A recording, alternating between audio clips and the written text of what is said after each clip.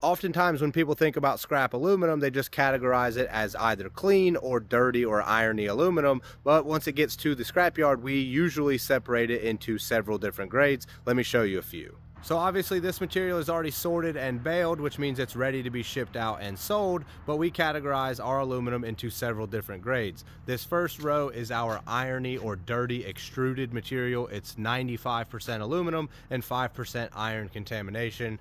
And the row next to it is our 1010 extrusion. The 1010 stands for 10% painted and 10% 6061. The rest of it consists of 6063 aluminum.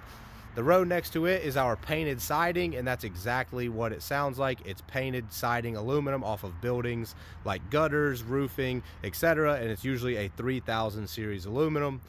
And then next to that, we have our old sheet category, which is basically your sort of catch-all for your clean aluminums. And this is going to have up to 2 to 5% contamination depending on the package that we're selling. This row is also just old sheet. We have a lot of this material on hand at the moment, but you can see the other grades also in the old sheet. There's a little bit of painted siding, a little bit of MLC, and a little bit of extrusion that doesn't get picked out. And then over here we have our aluminum radiators, which are exactly what they sound like. It's mostly automotive and HVAC radiators that are all aluminum.